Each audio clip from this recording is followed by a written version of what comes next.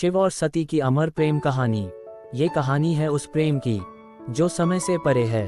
ये कथा है उस मिलन की जिसमें सृष्टि भी रुक गई थी। और ये गाथा है उस विरह की जिसमें ब्रह्मांड भी मौन हो गया।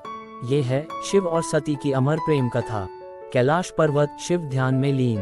कैलाश की ऊंचाइयों पर बर्फ की चादर ओढ़े एक महायोगी समाधि में लीन थे। ना मोह, ना माया, ना कोई चिंता, बस शून्य में लीन शिव। दक्ष प्रजापति की सभा। उधर ब्रह्मा के पुत्र दक्ष प्रजापति की कन्या सती सौंदर्य, श्रद्धा और भक्ति की मूर्ति जन्म ले चुकी थी। बालपन से ही सती को एक रहस्यमय आकर्षण शिव की ओर खींचता रहा। माँ, वो कौन है जिनके बारे में सपनों में देखती हूँ, जिनकी जटाओं में गंगा बहती है, जिनकी आंखों में पूरा ब्रह्मांड समाया है। माँ मुस्कुराई और बोली, बेटी, वो भगवान शिव हैं, साक्षात ब्रह्म योगेश्वर, पर तुम्हारे लिए। माँ के मन में संशय था, लेकिन सती का मन, वो तो पहले ही शिव को अपना मान चुका था। सती का तप। जब सती युवावस्था में आई, उनका मन सिर्फ एक ही संकल्प में रमा, शिव को पति रूप में पाना। राजमहल को त्याग कर सती वन चली गईं, कठोर तपस्या करने। बरसों तक केवल पत्ते, हवा और ध्यान, निशब्द, निराहार, लेकिन अडिग। हे शिव, सती ने तुम्हारी भक्ति में स्वयं को जला दिया है, क्या तुम उन्हें स्वीकार नहीं करोगे? शिव मुस्कुराए और उनके नेत्रों से एक अश्रु बह पड़ा। उस क्षण ब्रह्मांड में कंपन हुआ और शिव ने सती का प्रस्ताव स्वीकार किया। विवाह का दृश्य। शिव भस्म रमाए, नागों से सज्जित भूतगणों के साथ विवाह मंडप में पहुंचे। ये कैसे दूल्हा है, भूतों के बीच, राक्षसी रूप में, लेकिन सती के लिए वही सबसे सुंदर थे, क्योंकि उनके लिए यह विवाह आत्मा का मिलन था, शरीर का नहीं। दुनिया चकित थी, लेकिन प्रकृति मुस्कुरा रही थी। शिव और सती एक हो चुके थे। दक्ष का यज्ञ और अपमान, पर प्रेम की राह में हमेशा कांटे होते हैं।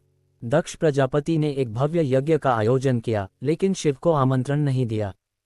पिता के यज्ञ में बिना बुलाए भी जाऊंगी, कर्तव्य मेरा पुकारता है। शिव ने रोका, पर सती गईं, और वहां जो हुआ उसने इतिहास बदल दिया। शिव, वो कौन? वो तो श्मशानवास भस्मधारी नंगा योगी है, उसे देवताओं की सभा में क्या स्थान?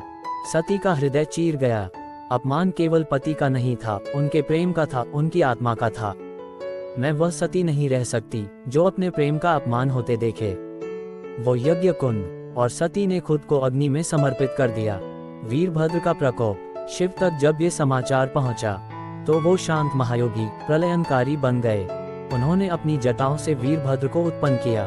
वीरभद्र संहार का प्रतीक। यज्ञ विध्वस्त हुआ, दक्ष का सिर काट लिया गया। शिव ने सती का शरीर उठाया और ब्रह्मांड भर में विक्षिप्त होकर घूमते रहे। सृष्टि थम गई, समय थम गया, केवल शिव का दुख गूंजता रहा। सती का पुनर्जन्म। पार्वती देवताओं ने विष्णु से प्रार्थना की। उन्होंने सती के शरीर को खंडित कर पृथ्वी पर गिरा दिया। जहां जहां शरीर गिरा, वहां शक्तिपीठ बने। सती पुनर्जन्म लेकर राजा हिमावन के घर में पार्वती बनी। मैं उसी को चाहूंगी जो मेरी आत्मा को जानता है, वही योगी, वही शिव। शिव और सती की प्रेम कहानी एक गाथा है आत्मा के जुड़ाव की, जहां देह नहीं, मन नहीं, केवल भाव, भक्ति और समर्पण है। उनका प्रेम अमर है, क्योंकि वो शिव हैं और वो सती थीं। जहां प्रेम सच्चा हो, वहां शिव स्वयं प्रकट हो जाते हैं। अगर आपको ये कहानी पसंद आई हो, तो हमारे चैनल को जरूर सब्सक्राइब करें। कमेंट में बताएं अगली कहानी किस विषय पर हो। धन्यवाद।